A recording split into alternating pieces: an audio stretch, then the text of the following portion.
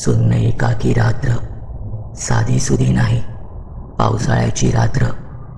ढग सगळे भरून आलेले. कधीही कोसळेल पाऊस असेच वाटत होते. खोलीतला पंखा आपला वारा द्यायचं काम करत होता, पण तो वारा थंडीमुळे असह्य होत होता. खरं सांगायचं झालं तर पंखा बंद करायला जायची हिंमत होत नव्हती. डोक्यात घोळत होतं, ती बाई, भसाड्या आवाजातली बाई का ओरडत असेल आम्हाला. लॉकडाऊन म्हणून गच्चीवर खेळायला जातो तर तब्बल 10 दिवस ओरडते ती आम्हाला.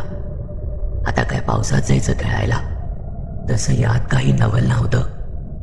पण माझं आपलं भलतंच काहीतरी खोळ डोक्यात आलं होतं. त्यामुळेच मी झोपू शकत नव्हते आणि उठून पंखा तर अजिबातच बंद करू शकत नव्हते. शेवटी हिंमत करून उठलेच आणि ताणकन पुन्हा बेडवर आपटले. समोर रक्त गोठवणारं दृश्य होतं. सिलिंगचा फॅन अर्धवट लटकत होता आणि माझ्या शरीरावर काहीतरी ओंगळवाणं लिपलिपीत काहीतरी पडलं होतं. मी हलू सुद्धा शकत नव्हते. मी कसाबसा मोबाईल हातात घेतला आणि टॉर्च सुरू केला तर माझ्या अंगावर लोड पडला होता. पंखा व्यवस्थित त्याच्या जागेवरच होता, पण का कसं माहीत नाही तो बंद झाला होता. रात्रभरवरच्या फ्लॅटमधून धपधप असे आवाज येत होते, त्यामुळे झोप चाळवली गेली होती. सकाळी उशिराच उठले. डोकं जड झालं होतं. सकाळी वर पंख्याकडे पाहिलं तर माझी बोबडीच वळली. तिथे काहीतरी द्रव लागलं होतं. ओलच होतं ते अजून. मी जास्त विचार न करता तडक सगळं आवरलं आणि गच्चीवर गेले. आता दिवसा काही सापडणं अशक्य होतं. मी थोडीशी काय ती पाहणी केली. आमच्या गच्चीवर एक खोली आहे, अनादी काळापासून बंद. तिथे बघू काही मिळतंय का या आशेने मी तिथे गेले. काही फोटोज काढले. वेगळे काही मिळाले नाही, पण का ते माहीत नाही त्या खोलीबद्दल मला एक वेगळे आकर्षण होते. इनमिन 2 कपाटं, एक खिडकी आणि एक दरवाजा, ज्यातून मी आत आले. एवढंच काय ते आत, आणि भरीला सगळी अडगळ. मी सगळी गच्ची फिरले. ती बाई गच्चीवर येऊन गुपचूप माझे काय उद्योग चालू आहेत हे पाहत होती. मी बाहेर आल्या आल्यास ती मला दिसली. ती माझ्याकडे खुनशी चेहऱ्याने पाहत होती. ती काहीतरी पुटपुटली आणि मला म्हणाली, काल रात्री फक्त झलक दाखवलीये, आता पुन्हा अजून काही चोंबडेपणा करशील तर या जगातून उठवेन मी तुला.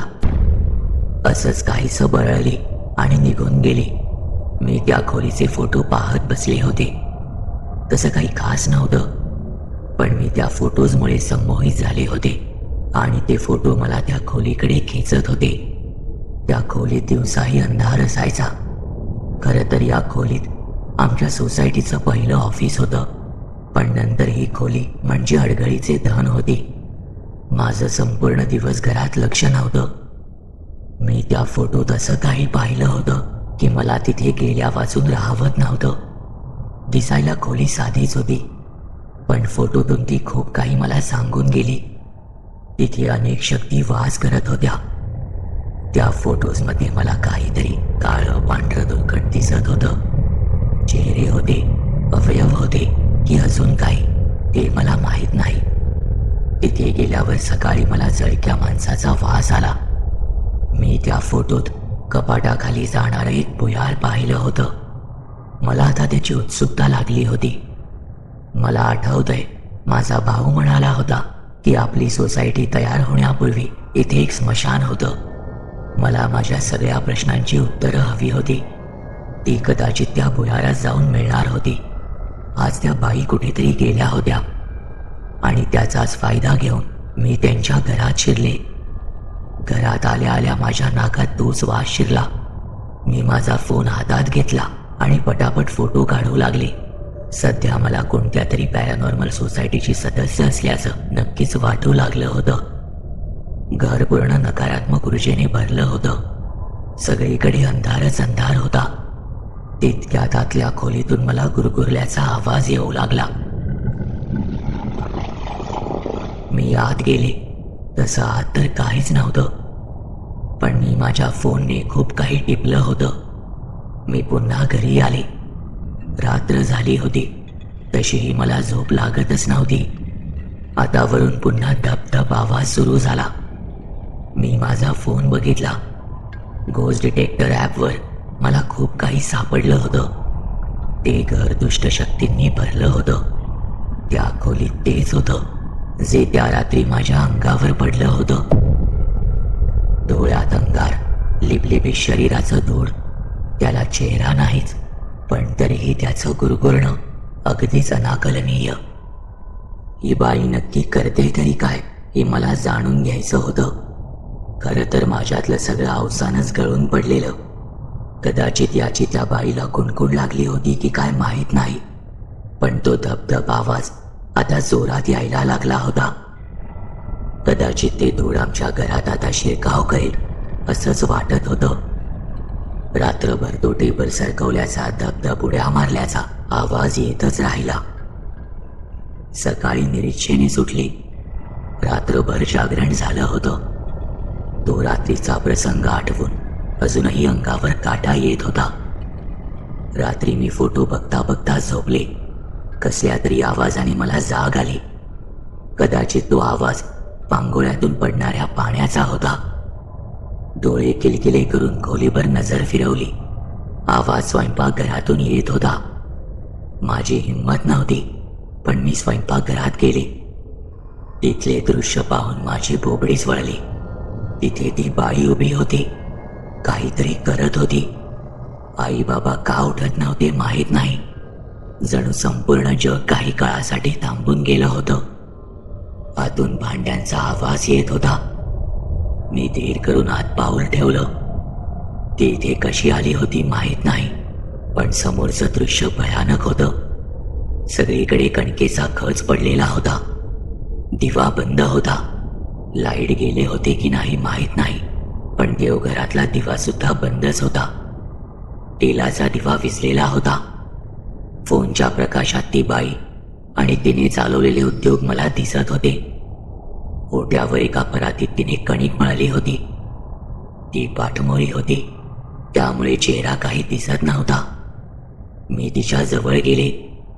तिच्या हाताला काहीतरी लागलेले होते. ते नीटसे दिसत नव्हते, पण ओट्यावरून खाली काहीतरी टपकत होतं. जाडसर ओला असा तो काळपट द्रव होता. ती बाई त्या कणकेची बहुधा बाहुली बनवत असावी. मी माझ्या खोलीत पळून आले. अजून काही बघितलं असतं तर माझा निकाल नक्कीच लागला असता. त्यानंतर रात्रभर मी जागी राहिले. आता अंगाशी येण्याआधी या प्रकरणाचा छडा लावला पाहिजे हे मी मनाशी पक्क केलं होतं. सगळं एकटीनेच करणं भाग होतं. मनाचा हिय्या केला आणि पुन्हा मी सकाळी त्या खोलीत आले. कुणालाही काही कळू न देणं हे माझ्या हिताचं होतं. त्या खोलीचं दार सताड उघडच होतं. खोली साफ वाटत होती, पण ही खोली कोणीही साफ करत नाही. मग ही खोली साफ कशी? माझ्या मनात प्रश्न डोकावला. मी कपाट उघडलं. त्यात बरीच कागदपत्र होती. बरीचशी कुरतडलेली होती. माझ्या हाती अजून काहीच लागलं नव्हतं. मी घोस्ट डिटेक्टरचं ॲप सुरू केलं. दिवसा खूप अडचणी येत होत्या. काहीतरी सिग्नल मिळत होते. तितक्यात अचानक बऱ्याच कावळ्यांचा कोलाहल ऐकू आला. एकदम सगळं अंधारल्यासारखं झालं. खोलीत भरलेला तो कुबट वास अजून वाढू लागला. पावसाचे दिवस असल्यामुळे सगळं चिकचिक झालं होतं. मला ती कणकेची बाहुली त्या खोलीत सापडली. ती सुद्धा अर्धवट खाल्लेली, कुरतडलेली होती. तो प्रकार पाहून मला आता चक्कर यायला लागली आणि तितक्यात त्या बाईचा छदमी हसल्याचा आवाज मला आला. बाहेर अचानक दिवसाची रात्र झाली होती. ढग दाटून आले होते. ती बाई बाहेर उभी होती. ते भुयार आता मला स्पष्ट दिसत होतं. ते कपाटाच्या खाली होतं, पण ते भुयार नक्की कुठे जाते आणि त्याचा, माझा आणि त्या बाईचा संबंध काय हे मात्र मला कळत नव्हतं. मी त्या खोलीच्या बाहेर आले. ती बाई बहुधा निघून गेली होती. मी सुटकेचा निश्वास टाकला, पण आता श्वास गुदमरायची पाळी माझी होती, कारण समोर ते धूळ उभं टाकलं होतं. कदाचित त्या बाईने त्या पिशाच्याला वश केलं होतं. आता काही सुचत नव्हतं. मी अथर्वशीर्ष म्हणायला सुरुवात केली. ते धूळ चौथा आलं. माझी शक्ती कमी पडू लागली हे माहीत होतं, पण आता इलाज नव्हता. मी कशीबशी सरळ घरी निघून आले. मला धाप लागली होती. घरी आई बाबा होते. त्यांना यातलं काहीच माहीत नव्हतं. मी थेट माझ्या खोलीत निघून गेले. दिवसभर माझं लक्ष कशातच लागत नव्हतं. रात्र झाली. मी फोन काढला आणि खोलीचे आज काढलेले फोटो पाहिले. खोली आधीपेक्षा अधिक भयान दिसत होती. पावसामुळे ऊल आली होती. जळमटे, अडगळ, धूळ, माती, अगदी जाडच्या जाड थर साठला होता धुळीचा. फोटोत खोलीत अगदी गर्दी दिसत होती. कदाचित अतृप्त आत्मे असावेत. माझ्या अंगात कापरं भरलं होतं. बाहेर पाहिलं तर सगळीकडे पावसाळी धुकं पसरलं होतं. गार वारा अंगाला बोचत होता. पण त्यापेक्षाही जास्त बोचत होती ती मला वाटत असलेली अनामिक भीती. एक अनामिक अनभिज्ञ काहूर. रात्रीची आता भीती वाटू लागली होती. हे सगळं नक्की थांबणार तरी कधी? आणि काय साध्य करायचंय त्या बाईला तेच मला कळत नव्हतं. मला तिथे काही पानं सापडली होती. ती आता वाचायचा प्रयत्न करायचा होता. कदाचित काहीतरी उत्तरं मिळतील. काही वेळानंतर तो आवाज येईनासा झाला. सगळं काही शांत होतं. सगळं जग निद्रिस्त होतं. जाग होती ती फक्त मला आणि त्या शैतानाला. तितक्यात पुन्हा मला गुरगुरल्याचा आवाज ऐकू आला. वेळ आली असं मनात म्हटलं. तो आवाज आईबाबांच्या खोलीतून येत होता. मी दरवाजाला कान लावला. तो आवाज आता अधिक स्पष्ट येऊ लागला. मी दरवाजाच्या फटीतून खाली वाकून बघितलं. मला दोन चमकणारे, आग ओकणारे डोळे दिसले जे माझ्याकडेच बघत होते. मी तडक माझ्या बेडवर आले. मला कशाचेच भान नव्हते. आता मनाशी ठरवलं की सगळ्याचा सोक्षमोक्ष लावायचाच म्हणून. पण काही कळायच्या आधीच माझी शुद्ध हरपली. सकाळी 12च्या सुमारास मी उठले. आईबाबांना काही कळायचा प्रश्न नव्हताच. आज खूप थकल्यासारखं जाणवत होतं. काही कळत नव्हतं. थोड्या वेळासाठी मी सगळं काही विसरले होते. जणू मी एकटी एकांतवासात अगदी रमले आहे. पण पुढच्या क्षणी मला भीषण सत्याची जाणीव झाली. रात्री काय झाले हे मला लख्ख आठवले. मी आज सुद्धा घरी सगळं निरीक्षणेच करत होते. मला त्या खोलीत जायचे होते. ती खोली मला स्वतःकडे खेचत होती. आज जरा त्यातल्या त्यात ऊन होतं, त्यामुळे जरा प्रसन्न वाटत होतं. मी त्या खोलीत गेले. कोणीतरी मला बोलावून घेतलं होतं. ती मला काल मिळालेली पाने माझ्या बरोबरच होती. त्या पानांमुळे मला भयान सत्याची जाणीव झाली होती. काल रात्री सगळं घडण्याआधी मी त्या पानांचा अर्थ लावला होता. त्यावर काहीतरी लिहिलं होतं. स्पष्ट नाही, पण भयानक होतं जे काही होतं ते. त्यावर काही अक्षरं होती. मला बळी हवाय आणि तू तो मला मिळवून द्यायचा आहेस. तुला स्वप्नात येऊन मी सगळं काही सांगेन. ही सोसायटी माझ्या जागेवर बांधली आहे. इथे या सोसायटीच्या खाली आधी स्मशान होतं आणि ती माझी जागा होती. मला या स्मशानात गाडलं गेलं तेव्हा ही सोसायटी नव्हती, पण कित्येक काळ इथे राहून मी या स्मशानाचे रक्षण करत होतो. आता मी या सोसायटीला नाहीसं करणार. करणी करणार, करणी. असंच काहीसं लिहिलं होतं. तो माझ्या फोनमधल्या पिशाच्याचा फोटो. तिथे त्या खोलीत त्या पिशाच्याच्या पायाच्या उलट्या खुणा होत्या, पण ते पाय जनावरासारखे वाटत होते. तिथे त्या खुणांमध्ये रक्त मिसळलं होतं. मी खोलीत प्रवेश केला. ते कपाटातून कोणी जोरजोरात हलवावे तसे हलू लागले.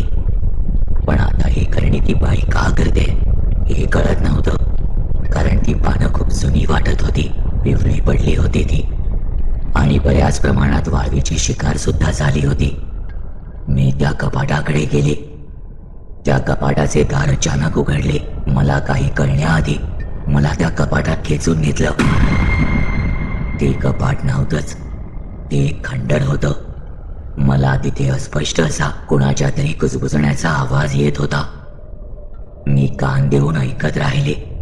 फोन घेतला आणि माझी बोबडीच वळली. प्रत्यक्ष एक आत्मा माझ्याशी बोलत होता. तो आवाज थोडा ओळखीचा वाटत होता. जरा लक्षपूर्वक ऐकल्यावर मला कळलं की तो आवाज दुसऱ्या तिसऱ्या कुणाचा नसून 4 वर्षांपूर्वी मरण पावलेल्या माझ्या आजीचा होता. ती मला सांगू लागली, हे बघ साक्षी, आता त्या बाईचा बाहेर तांडव सुरू आहे. तो राक्षस पण तिथेच आहे, म्हणून मी तुला हात ओढलं. त्या बाईची सासू करणी करायची, तिला अख्ख्या सोसायटीला संपवायचं होतं. का माहित नाही, पण त्या करणीचा जास्त मोठा प्रभाव आपल्या घरावर झाला. तो शैतान आता तुझ्या जीवावर उठवलाय त्या बाईने. ही तिची सून, ती पण तिच्यासारखीच. तिची सासू गेली, पण मरताना सुनेला सांगून गेली आणि करणीचा मंत्र देऊन गेली. मेल्यावर सुद्धा अशीच बसली आहे सोसायटीच्या मानगुटीवर. मी हे सगळे अवाक होऊन ऐकत होते. अचानक मी त्या भुयारात गेले. म्हणजे कदाचित माझ्या आजीनेच मला तिथे पाठवलं. त्या भुयारात 3 रस्ते जात होते. एक सरळ आमच्या घराकडे, एक त्या बाईच्या घराकडे आणि एक खंडरमध्ये. आमच्या मागच्या बाजूला एक बंद घर होतं, एका खोलीचं. विटांनी बांधलेलं होतं, नेहमी बंदच असायचं. आता बऱ्यापैकी जीर्ण झालेलं होतं. पत्र्यावरची ताडपत्री झिजून तिथे छोटी छोटी झाडं उगवली होती. काही विटा पडल्या होत्या. तिसरा मार्ग तिथेच त्या बंद घरात जात होता. खरं तर आतून अजून मी ते घर पाहिलं नव्हतं. आज पहिल्यांदाच पाहत होते. तिथे सगळं विचित्र सामान पडलेलं, अर्धवट कुचका देह पडलेला, सुकलेलं रक्त पडलेलं. अर्थात तिथे बळी दिला गेला होता. आणि बळी माझ्या मानलेल्या भावाचा होता, जो आमच्या शेजारी राहत होता. हा सगळा भयानक प्रकार पाहून माझं काळीज हादरून गेलं. समोर एक भग्न अकराळ विक्राळ उग्र मूर्ती होती. मी तिथे चालत आले.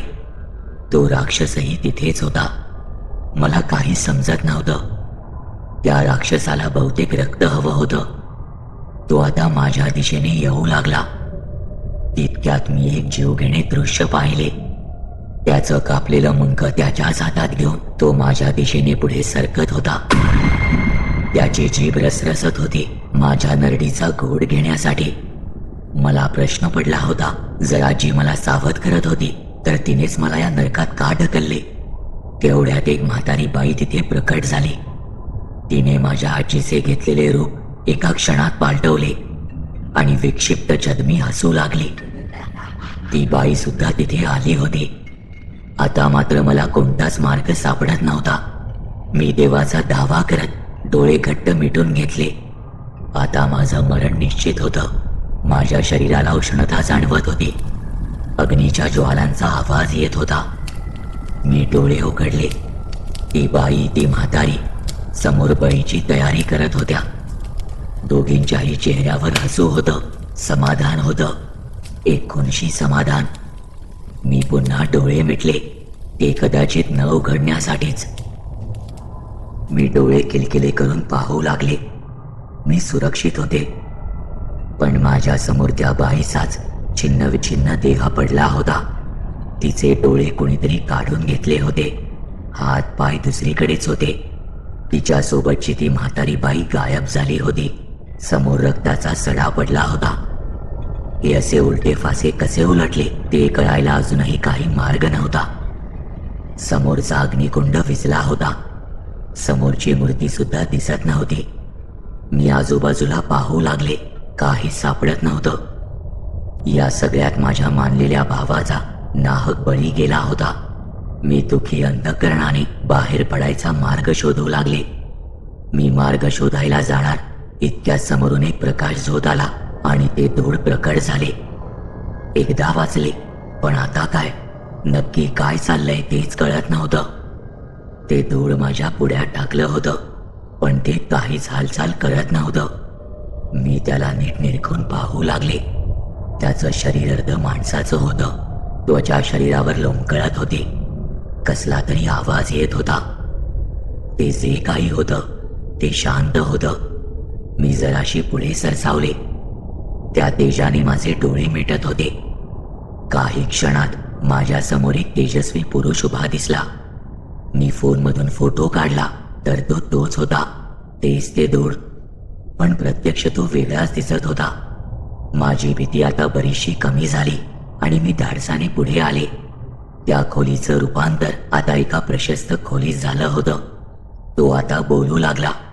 त्याच्या शरीरावर आता त्याचं नियंत्रण होतं. मी सोडवलं तुला त्या आढळींच्या तावडीतून.